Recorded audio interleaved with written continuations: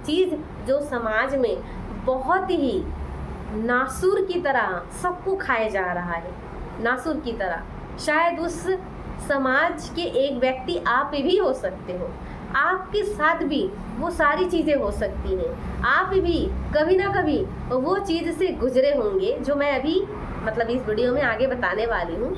आप मेरे वीडियो में बने रहिए, मेरे साथ वीडियो को अंत तक देखिए। कुछ तो मैं अच्छा बताऊँगी ना, बुरा तो बताऊँगी नहीं, आपका अच्छे के लिए ही मैं बताऊँगी कुछ ना कुछ। मतलब आपको भी एक मोटिवेशन मिलेगी, ज़िंदगी जीने का एक अलग नज़रिया मिलेगा। तो मेरे वीडियो में बस बने रहिए, मैं आपसे बात करूंगी और मैं आपको बताऊंगी कि वो कौन सी चीज़ है, कौन सी नासूर है, कौन सी ऐसी दवा है जो धीरे धीरे कौन सी ऐसे पॉइजन है आपको खोखला कर रहा है। तो ये हर किसी के ऊपर में है, हर किसी के घर में है, और हमेशा बस सुबह उठते हैं तो बस उसी के बारे में ही वो सोचता रहता है। तो सबसे पहले उससे जुड़ी मैं आप 1-2-4 सवाल मैं आपसे पूछती हूँ।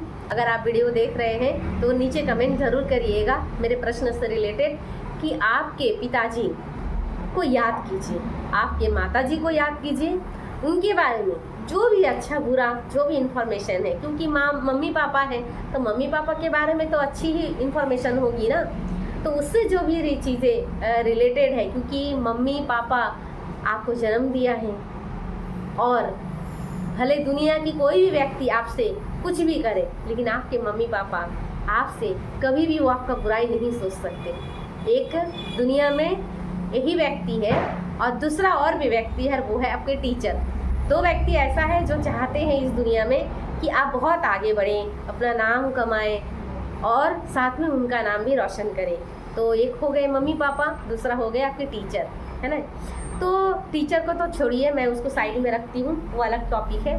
तो मैं आपको ये कहती हूँ कि आप मेरे सवालों का जवाब दीजिएगा कि उनसे कौन सी जुड़ी ऐसा इंफॉर्मेशन जो आपके सबसे दिल के करीब हो, आपको बस याद करते ही या तो आप मुस्कुरा देते हैं या तो आप बहुत भावुक हो जाते हैं। ऐसा कोई भी घटना अगर हो तो आप एक लाइन में उस घटना को यहाँ पे कमेंट में लिख सकते हैं, बहुत अच्छा रहेगा। आपके माइंड में अगर ये चीज़ जा रही है ना तो लिखिएगा ज़रूर। जब आप लिखते हो ना तो वो सिर्फ आप कमेंट में ही नहीं लिखते, उसका आप मुआयना भी कर रहे होते हो, आपकी वहाँ से भी बदलाव शुरू हो सकती है, इसलिए कमेंट ज़रूर करिएगा दोस्तों। तो आप 1-2 लाइन में लिख सकते हैं। उसके बाद जब आपको मम्मी पापा के बारे में वो शब्द आपने लिख चुके होंगे, मैं आशा करती हूँ। उसके बाद मैं अगर बताऊँ कि अगर आपके पास दादी दादा है या नानी नाना है, आप मम्मी पापा हो गए और उसके बाद आपके दादी दादा हो गए। अब सोचिए कि आपके दादी दादा से ऐसी कौन सी ऐसे चुलबुलापन, कौन सी स्टोरी, कौन से ऐसा मोमेंट, कौन सी ऐसी पल जो आपको सबसे बेहतर लगता है, उनकी कौन सी बातें जो आपको बहुत अच्छा लगता है या बहुत बुरा लगता है, आप मतलब अच्छा बुरा आप दोनों लिख सकते हो। तो उसे भी इस कमेंट बॉक्स में आप 1 या 2 लाइन में इसे लिखेंगे, ज़रूर लिखिएगा। तीसरा सवाल मेरा ये है, देखिए दोस्तों, आप सवाल का जवाब ज़रूर दीजिएगा, तभी आपको मज़ा आएगा। दोस्तों मैं अभी नीचे बैठकर मैं वीडियो बना रही हूँ, ऐसा नहीं मैं ऊपर में नहीं हूँ। मुझे बहुत अच्छा लग रहा है नीचे बैठकर वीडियो बनाने के लिए, आपसे बातें करने के लिए भी अच्छा लग रहा है। नीचे बैठ के एक अलग ही मज़ा है नीचे बैठकर बनाने में। मेरा तीसरा सवाल ये है कि आपके दादी दादा के जो माँ बाप है, यानी मम्मी पापा, जो बड़े दादी या बड़े माँ, जो भी आपके मतलब आपके अंदर जो भी बोला जाता है, आप उनको याद कीजिए। क्या उनके बारे में कोई ऐसा चीज़ है, कोई इन्फॉर्मेशन जो आपको याद है, आपको याद आने से ही एकदम आपको खुशी या आपको दुख महसूस होती है, या उनको याद आने से ही आपको बहुत मतलब बुरा भी महसूस होता होगा कि काश वो अभी होते, क्योंकि उसके साथ मेरा ये स्टोरी है, ऐसा मोमेंट है, ऐसा पल है, ऐसा मोमेंट है।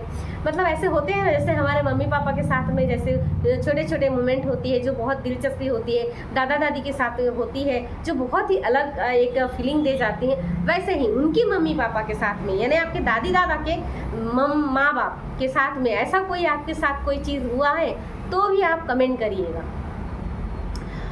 और अगर आपके दादी दादा के मम्मी पापा के साथ अगर आप मिले नहीं होंगे, अगर आप देखे नहीं होंगे, तो यहाँ पर सवाल मेरा ये है, यानी यहाँ पे 3 पीढ़ी की बात हो रही है। पहला पीढ़ी आपके मम्मी पापा, दूसरा पीढ़ी आपके दादी दादा, तीसरा पीढ़ी उनके मम्मी पापा, है ना, यानी आपके परदादी परदादा।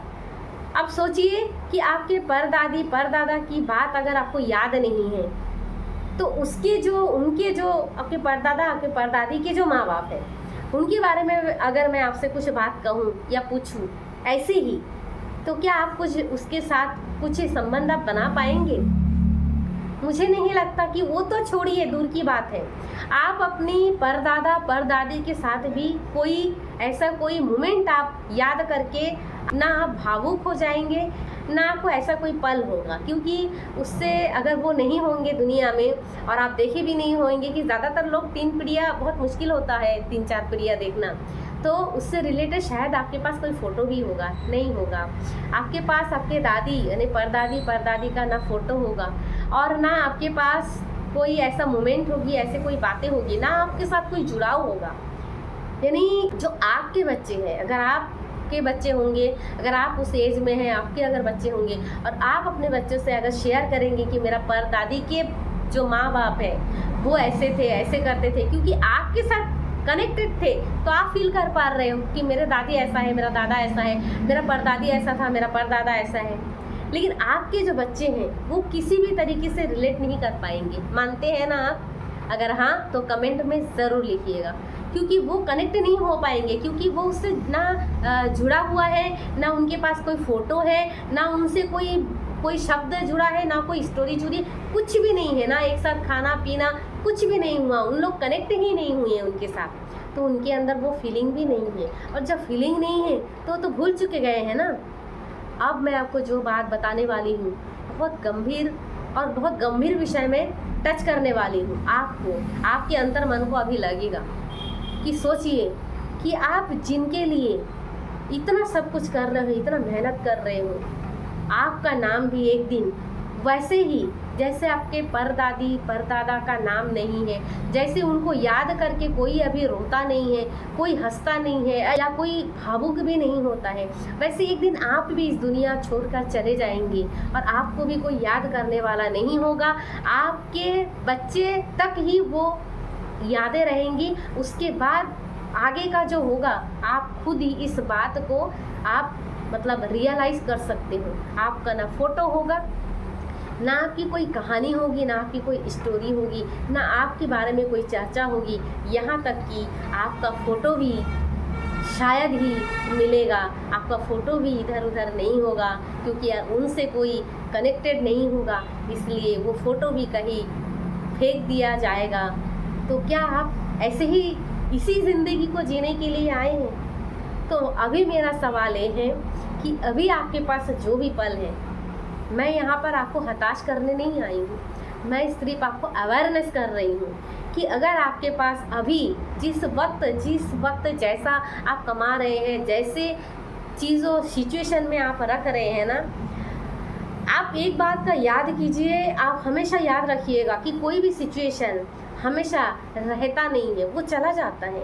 चाहे वो कितनी भी बड़ी खराब से खराब विपरीत परिस्थिति हो, वो परिस्थिति हमेशा नहीं रहती है। जब रात के अंधेरे के बाद सूरज फिर से चमकती है, सूर्य ग्रहण होता है, तो थोड़े समय के लिए वो ग्रहण में जाता है, लेकिन फिर वो पल उसके पास दोबारा फिर से चमकने के लिए वो स्वतंत्र हो जाता है। ऐसे कोई भी पल नहीं है, आज तक वो पल है ही नहीं, बना ही नहीं है कि कोई भी परिस्थिति हमेशा इंसान के साथ एक जैसा रहे। और अगर कोई भी इंसान एक जैसा रह रहा है, अगर आप बोलेंगी नहीं मैम मैंने एक व्यक्ति को जानता हूँ कि वो हमेशा दुखी रहता है, हमेशा ज़िंदगी में उसे कभी भी खुश नहीं हुआ है, वो हमेशा दुखी रहता है, बहुत दुखी इंसान है, तो मैं कहूँ उसमें भी 99% उसी की ही गलती है, क्योंकि उसने खुद को कभी बदलने की कोशिश नहीं किया, कभी भी खुद की अवेयरनेस को मतलब अवेयरनेस नहीं है उसको, कभी अच्छी चीज़ को देखा नहीं, कभी चीज़ों को पढ़ा नहीं, कभी रियलाइज़ नहीं किया, मतलब कि बहुत सारी चीज़ें हैं इसमें, उसकी ही गलती है। मैं तो बताऊंगी कि उसी की ही गलती के कारण ये सिर्फ ये सारा चीज़ होती है।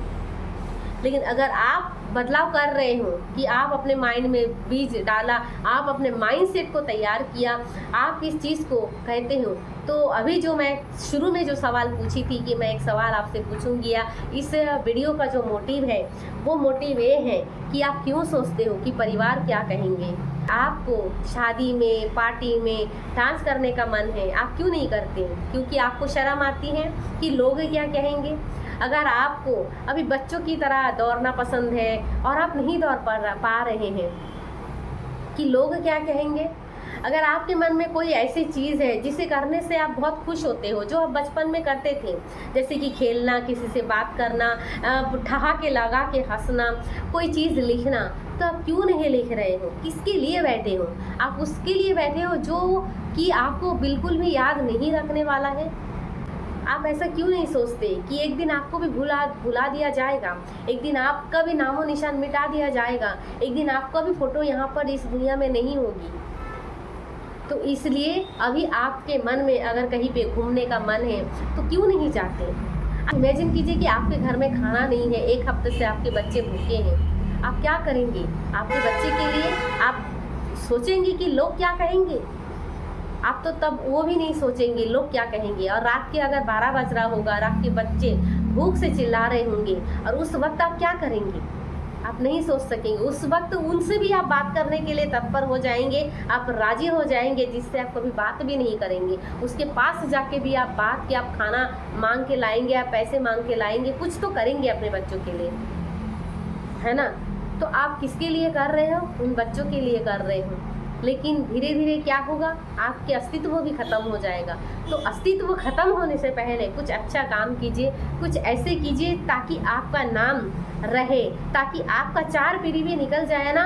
तो आपको अगर वीडियो बनाने का मन है, अगर आपको ट्रेनर बनने का मन है, आपको कोच बनने का मन है, आपको वीडियो शूटिंग करने का मन है, आपको रील बनाना पसंद है, कीजिए ना, कोई नहीं रोक रहा है आपको। सिर्फ अगर एक व्यक्ति अगर रोक रहा है तो वो व्यक्ति कौन है जानते हैं? वो व्यक्ति जो सुबह उठकर ब्रश करने के बाद आप चेहरा पोंछते हो ना, जिसके सामने दर्पण, वो व्यक्ति आप ही हो। आपको कोई नहीं रोक रहा है, किसी की हिम्मत ही नहीं है आपको कोई रोकने के लिए, क्योंकि आप ही खुद को रोकते हो। तो इसलिए ये सारा बहानाबाजी छोड़ दीजिए कि मेरे पास टाइम नहीं है, लोग क्या कहेंगे। अगर आपके घर में खाना नहीं होगा, आपके बच्चे भूखे होंगे 1 हफ्ते से, तो कोई तीसरा व्यक्ति आके, मोहल्ले वाले आके या समाज वाले आके आपके घर में खाना नहीं देके जाएगा, है ना? ये जो समाज में जो पॉइजन है ना, जो लोगों की थिंकिंग बना हुआ है ना कि लोग क्या कहेंगे, तो वो एक गीत है ना, कुछ लोग कहेंगे, लोगों का काम है कहना। तो लोग कहेंगे, लोगों का काम है कहना, छोड़ो बेकार की बातों में कहीं बीत ना जाए रहना,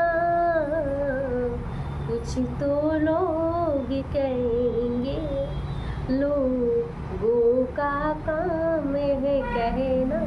दोस्तों, ये जो बेकार की बात है ना, इसमें एक एक पल जा रहा है। एक एक पल में आपकी जो एज है, अभी आप जिस भी एज में होंगे, हर पल आपके मुट्ठी से धीरे धीरे धीरे धीरे करके फिसल रहा है। और आप सोचते हो कि लोग क्या कहेंगे। फिर 40-45 की एज में हो, अगर आप 50 की एज में हो, अगर आप 60 की एज में हो, अगर आपको अच्छा ड्रेस पहनने का मन है, पहनिए। बस हमें ध्यान रखना है कि हम कुछ ऐसे काम ना करें जिससे दूसरों को ठेस पहुँचे, किसी को दुख पहुँचे। हम मन वचन कर्म से किसी को दुख ना दें, किसी को ठेस ना पहुँचाएं, किसी का अवहेलना ना करें, किसी की अनरिस्पेक्ट ना करें। अगर ये सारी चीज़ के साथ अगर आप अपने मन का काम करोगे, आपको नाचने का मन है, आपको कुछ लिखने का मन है, आपको डांस करने का मन है, आपको साड़ी पसंद नहीं है, मत पहनिए, आपको सूट पसंद है, पहनिए, लेकिन वो सारी चीज़ों को करिए। क्योंकि ये जो जीवन आपको मिला है ना रोने के लिए मिला है, ना धोने के लिए मिला है, ना आपको दुखी रहने के लिए मिला है। हर पल आती है तो कुछ सिखा के जाती है, हर पल आता है तो कुछ ना कुछ आपके जीवन में वो सीख दे के जाते हैं।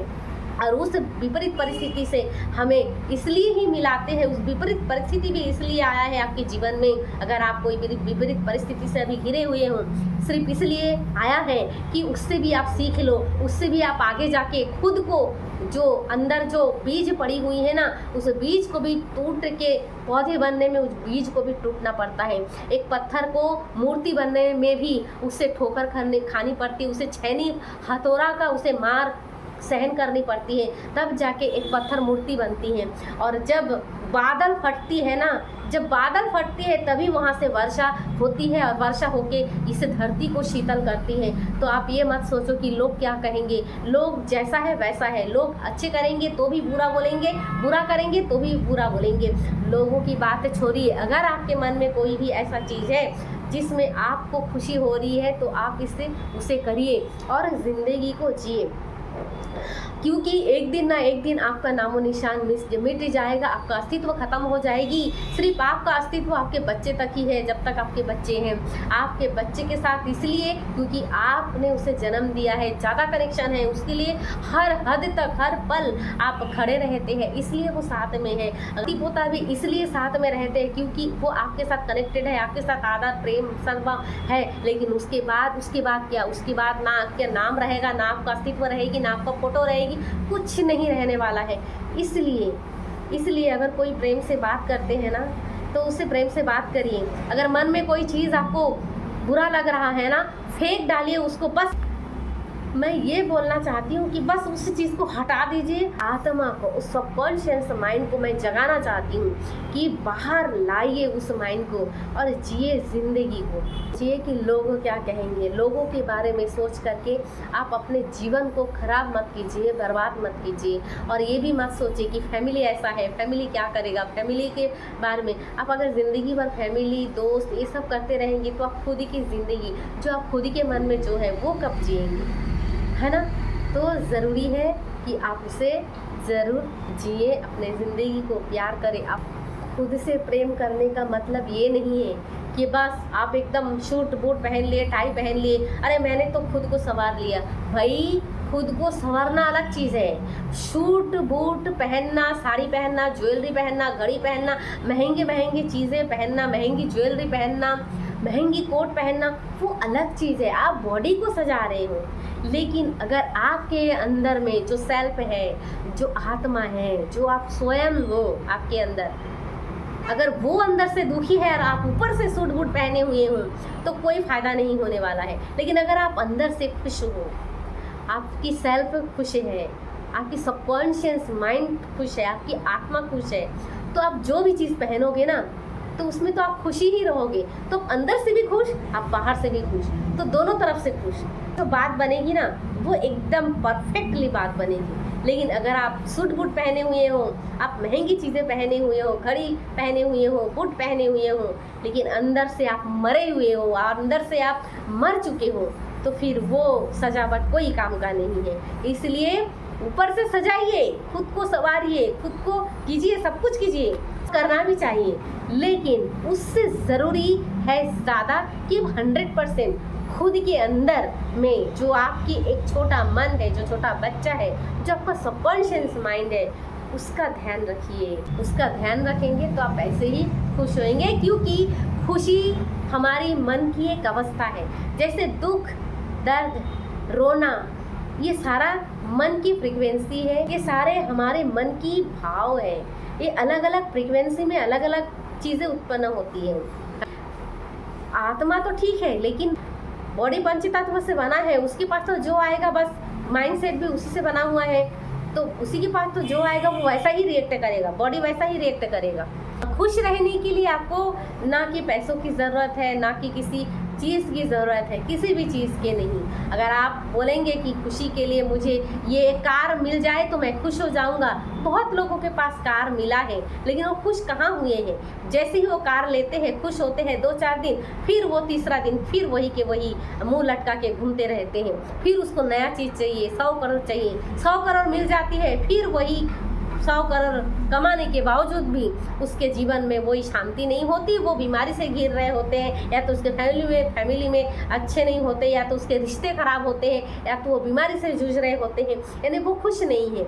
आप ये भी कह सकते हैं कि लोग जो शाम होता है ना, जो दारू पीते हैं, जो दारू पी कर के खुश होते हैं, वो तो एक दारू के बोतल पीकर भी खुश हो जाते हैं। तो मतलब खुशी का मतलब ये नहीं है, खुशी तो लोग एक दारू के बोतल पीकर भी खुश होते हैं, लोग एक कार खरीद के भी खुश होते हैं, और लोग कई तरह की चीज़ें खरीद के भी खुश होते हैं। लेकिन वो कितने समय रहता है, वो खुशी कितने समय रहता है? बस 2-4 पल ना। उसके बाद क्या होता है? उसके बाद जो जैसा लटका हुआ मुंह है वैसा लटका हुआ मुंह रहते हैं। तो क्या आपको वो खुशी चाहिए? नहीं, आपको तो वो खुशी चाहिए जो कुछ ना भी मिले ना तो भी आपका मन आनंद ही आनंद है, क्योंकि खुशी एक स्तर है, एक मन का भाव है, उसे बढ़ाएंगे तो और बढ़ेगा और एक्सप्लोर होगी। तो खुशी को एक्सप्लोर कीजिए, खुशी को एंजॉय कीजिए, खुशी को बांटिए।